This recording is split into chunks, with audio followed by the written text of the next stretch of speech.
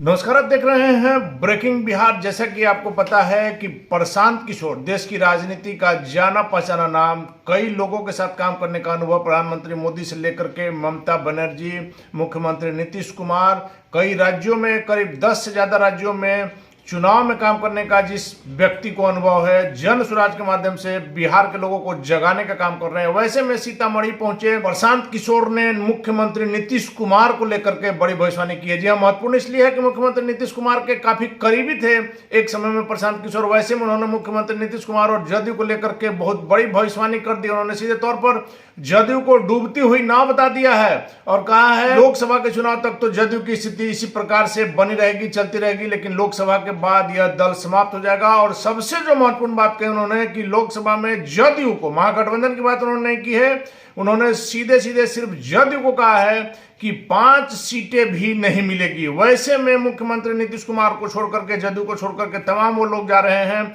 जिनको राजनीति का थोड़ा भी ज्ञान है। आप सुनिए क्या कुछ कहा प्रशांत किशोर। जदयू जो पार्टी है, करीब करीब उसका अंतिम दौर चल रहा है।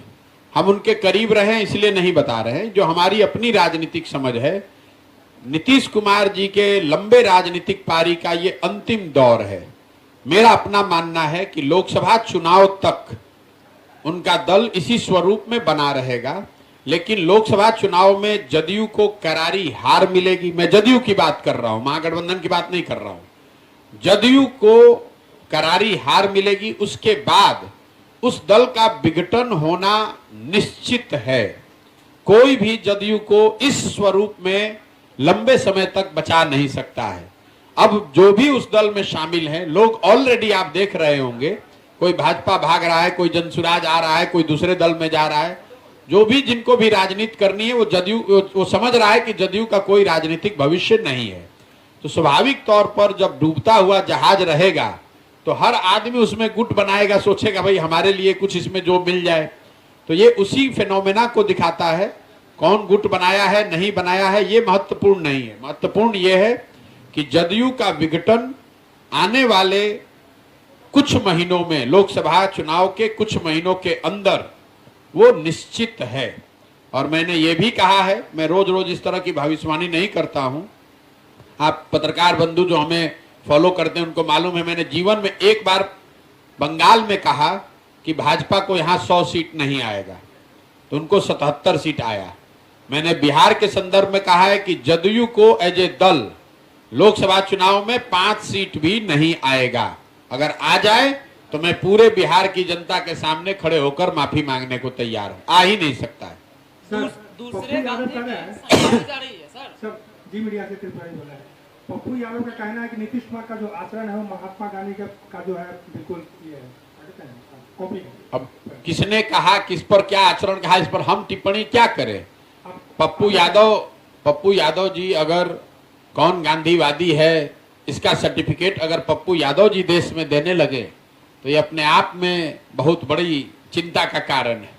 और जहां तक नीतीश जी की बात है, तो गांधी जी की बात तो वो करते ही रहे हैं, लेकिन जो उन्होंने कहा कि गांधी जी के नाम पर जो उन्होंने किया और जो वो कर रहे हैं, वो तो उसमें कहीं कोई तालमेल है नहीं। एक बड़ा सवाल है आपके लिए, कौन से प्रशांत किशोर सही है? वो जो सबसे पहले भाजपा के लिए काम कर रहे थे, वो जिन्होंने बंगाल में काम किया, वो जिन्होंने बिहार में काम किया, वो जो अब है? जिस प्रशांत किशोर की आप बात कर रहे हैं, वो प्रशांत किशोर उससे पहले संयुक्त राष्ट्र संघ में भी 10 साल काम करते थे, जो आपको शायद जानकारी नहीं है। 10 साल हमने संयुक्त राष्ट्र संघ में काम किया, फिर उस काम को छोड़े और जिस काम को हम करते थे, जो आप जानते हैं, उस काम को हमने 2011 से 2021 तक किया। और आप 2-4 राज्य का नाम में रखे हैं, हम ऐसे 10 राज्यों में हमने काम किया है और हमको भगवान की कृपा से थोड़ी सफलता भी मिली। लेकिन 2021 में दो मई 2021 को मैंने सार्वजनिक तौर पर देश में सभी मीडिया हाउस के सामने ये घोषणा की है कि मैं अब जीवन में वो काम छोड़ रहा हूं, अपने लिए जीवन में कुछ नया करूंगा। 1 बरस उस छोड़ने के बाद, सोचने समझने के बाद हमने तय किया है कि बिहार में, चूंकि मेरा जन्म यहीं हुआ, मैं इसी मिट्टी में जन्मा हूं, तो मैं ऐसा समझता हूं कि अगर भगवान ने हमको शक्ति, बुद्धि, साधन, व्यवस्था दिया है तो मुझे अपने राज्य की दशा को सुधारने के लिए प्रयास करना चाहिए। इसीलिए पिछले साल से हम आकर ये काम कर रहे हैं। 1.5 बरस से किसी ने जितनी मेहनत न की हो उतनी मेहनत कर रहे हैं। सफलता मिलना नहीं मिलना ये हमारा उद्देश्य नहीं है। हमारा उद्देश्य है कि मैं ईमानदारी से इस प्रयास को करूं, और मेरा विश्वास है कि अगर ईमानदारी से प्रयास ये होगा तो निश्चित तौर पर बिहार में लोगों को ये बात समझ में आएगी। कौन नहीं चाहता है कि उसका विकास हो? कौन नहीं चाहेगा कि उसका बच्चा अच्छा पढ़े? कौन नहीं चाहेगा कि उसके बच्चों को मजदूरी करने के लिए बाहर नहीं जाना पड़े? जरूरत इस बात की है कि समाज में ईमानदारी से प्रयास किया जाए, लोगों को जगाया जाए, समझाया जाए, और मेरा विश्वास है कि जन सुराज के बैनर के तहत ये काम किया जा सकता है।